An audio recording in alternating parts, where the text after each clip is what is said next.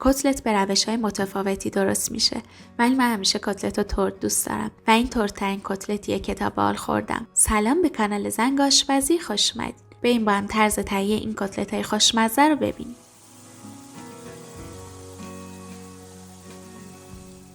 مواد لازم: سیب زمینی متوسط 2 عدد که یکی از سیب زمینی‌ها رو من آب پس کردم و سیب زمینی دیگه خام هستش. گوشت چرخ کرده 300 گرم، 1 عدد پیاز متوسط، 1 حبه سیر درشت، تخم مرغ 1 عدد، زردچوبه 1 قاشق چایخوری پر، پودر فلفل سیاه نصف قاشق چایخوری، نمک حدوداً 2 قاشق چایخوری، آرد نخودچی 60 گرم یا یه پیمونه سرخالی و زعفرون غلیظ دم کرده. خب برای شروع میریم سراغ سیب زمینی‌ها. همونطور که گفتم یکی از سیب زمینی‌ها خام هستش و اون یکی رو من آب پس کردم. سیب زمینی آب پس شده رو خوب میکوبم و له میکنم. بهتره که تا سیب زمینی گرمه پورش کنین تا راحت‌تر و بهتر له شه. خب این از سیب زمینی آب پس شده. ببینید چقدر لطیف و یه دسته. فعلا میذارمش کنار تا کاملا سر شه.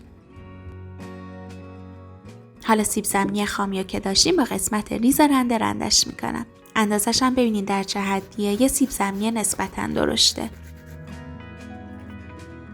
خب اینم از سیب زمینی رنده شده. حتما ریز رندش کنین تا هم سریعتر بپزه و هم که کتلت رو تردترش کنه. خب حالا آب اضافی سیب زمینی رنده شده رو میگیرم.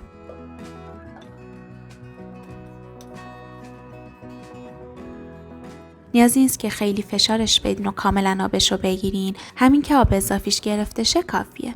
خب اینم از سیب زمینی آب گرفته. میریزمش تو ظرفم.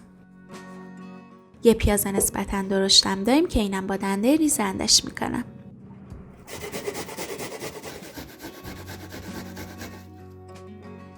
خب من پیازمم رنده کردم. حالا آب اضافیشو میگیرم و اضافهش میکنم به بقیه موادم. آب پیازو لازم نیست که کامل بگیرین. فقط کافیه اون آبی که کف ظرف جمع شده رو ازش جدا کنین.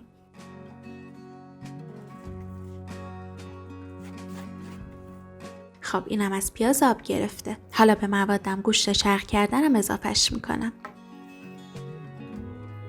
حدود 1 قاشق زعفران غلیظ دم کردم اضافه میکنم.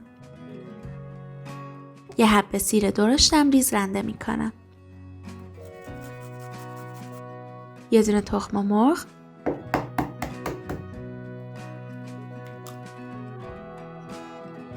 و ادویه و نمکم بهش اضافه میکنم. خب حالا موادم رو خوب با هم مخلوط میکنم. من موادم فقط در حد مخلوط شدن ورز دادم.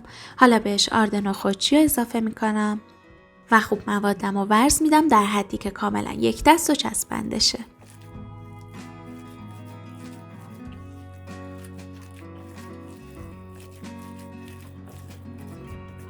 خب من مایه کتلتم رو حسابی ورزش دادم و الان آماده است که با هم سرخش کنیم. این کتلت اصلا شل نیست و میتونید خیلی راحت بهش فرم بدین. فقط کافیه که کمی تو دستتون ورزش بدین و راحت پهنش کنین و بهش شکل بدین.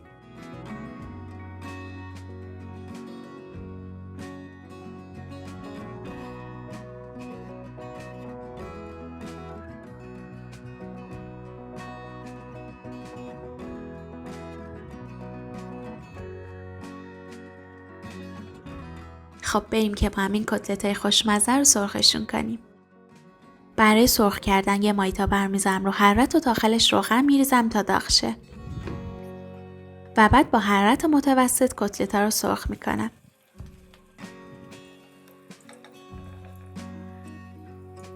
بهتره که برای سرخ کردن کتلت از حرارت خیلی زیاد استفاده نکنین تا کتلت‌ها مغز بخشن و از حرارت کم هم استفاده نکنین تا گوشت آب نندازه. بعد اینکه دور کتلت‌ها سرخ شد برش رو میگردونم. حواستون باشه که تا یه طرف کتلت‌ها خوب سرخ نشده برنگردونینش تا روغن زیادی جذب نکنه و سریع‌تر سرخ شه.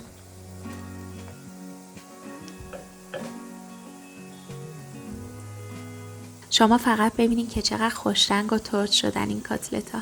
عطر و طعمش هم که فوق‌العاده است.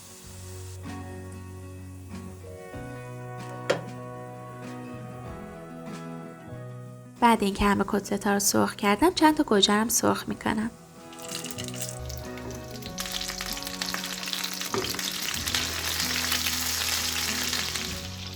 این از کتلت‌های ترد و خوشمزه‌مون و اینم از گوجه سرخ شده که ترکیبش با کتلت بی‌نظیره.